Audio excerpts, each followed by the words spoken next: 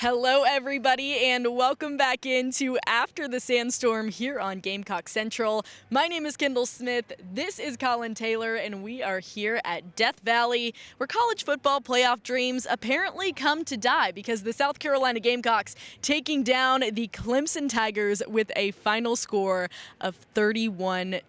Collyn, I know my blood pressure was up during this game, and you don't even have to be a fan of either team to be invested in a game like this, one of the best rivalries in college football. And South Carolina snaps a 40-game win streak at home for Clemson and brings home their first Palmetto Bowl title in quite some time. Is it good when you snap a team's home winning streak that spans 6 years? I think when you're their rival. I think that's pretty good. Yeah, it's really quiet here. The G in Gamecocks apparently stands for Grim Reaper because they've killed not one but two teams' playoffs hopes in a 14-day span.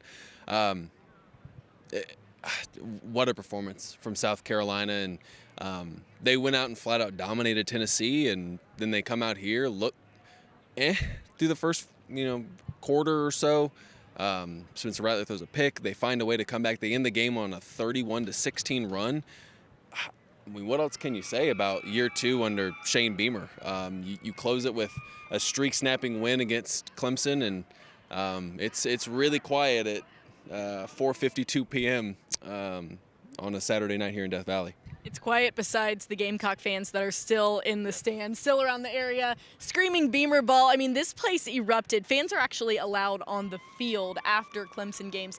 There were more Gamecock fans than Clemson fans down here screaming Beamer ball. For the fan base, this obviously means so much, but it was so close, such a nail-biter. What kept the Gamecocks alive in this game? And when years passed, maybe the Gamecocks would have slipped up and have not been able to hold on. Explosive plays, which they haven't really created against Clemson over the course of the last couple years. And really good defensive performance in the second half, like a really, really good defensive performance. Clemson really kind of abandoned the run at times in the second half, to my surprise, and to some of the players' surprises too. DJU was not good. Give credit to South Carolina for some of that, for making him uncomfortable.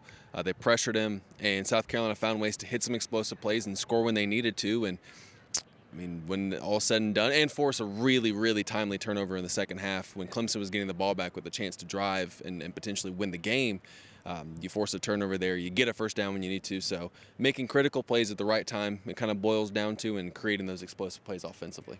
Well, in my time as a South Carolina student, the Gamecocks hadn't scored a touchdown against Clemson until this very game, my senior year. They hadn't scored a touchdown against the Tigers since 2018. All those touchdowns today obviously coming at a very timely time for the Gamecocks. And a lot of people probably wondering what is next for South Carolina. Obviously, they're going to a bowl game. They're an 8-win team at this point in the season. Collyn, if you had to kind of put your bet out there, and we don't know anything, we're just purely guessing, where do you think South Carolina might end up come December/January? First of all, it doesn't matter. Enjoy this one. South Carolina fans. I grew up in Columbia. I've seen the highs and lows of this program. I've lived I guess it was 7-game win streak. Go enjoy this one. It's 5 o'clock when we're recording this. You have all the time in the world to go enjoy this win. Do it. As for where they end up, I mean, now you're probably looking with 8 wins. You're looking at maybe a ReliaQuest Bowl, RIP, the Outback Bowl. You're probably looking at the Citrus Bowl. You're looking at potentially being ranked in the top 25, top 20, the highest ranking since 2014, come Sunday afternoon, come Tuesday night for the college football playoff selection show. You're probably looking right now at Citrus or ReliaQuest, or the formerly known as the Tampa, or the Outback Bowl in Tampa. I'm not speechless very often, I will say that. Collyn can attest to this. She likes to talk. I do like to talk. I'm a broadcast major.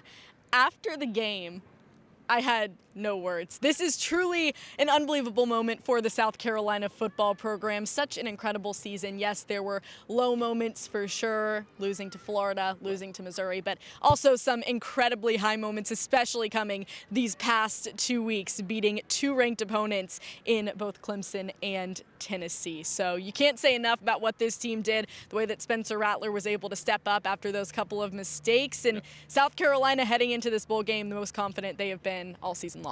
Yeah, I mean, you have to be. You just, not only did you beat Tennessee at home, you walloped them to knock them out of the college football playoff, with the best offensive performance in school history, arguably.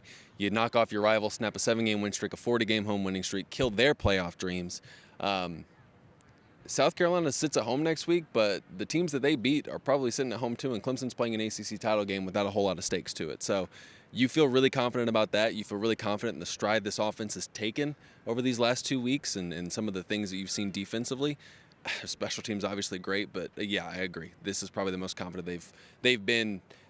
During that 4-game win streak, they were like, well, the special teams did this, other teams really messed up. No, South Carolina came out and won these last 2 games, and give them a lot of credit because they deserve it, and this was a monumental win for this program and Shane Beamer as a whole.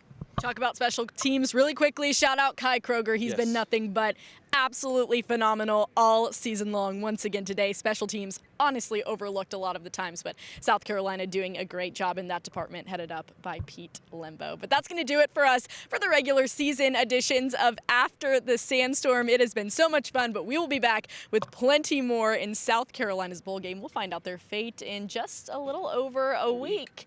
Very exciting times here. We'll have more on Gamecock Central and on our social medias at Gamecock Central. Thanks everybody so much for joining us. It was a 31-30 win for the South Carolina Gamecocks here in Clemson, South Carolina. He's Collyn Taylor. I'm Kendall Smith, and this has been After the Sandstorm.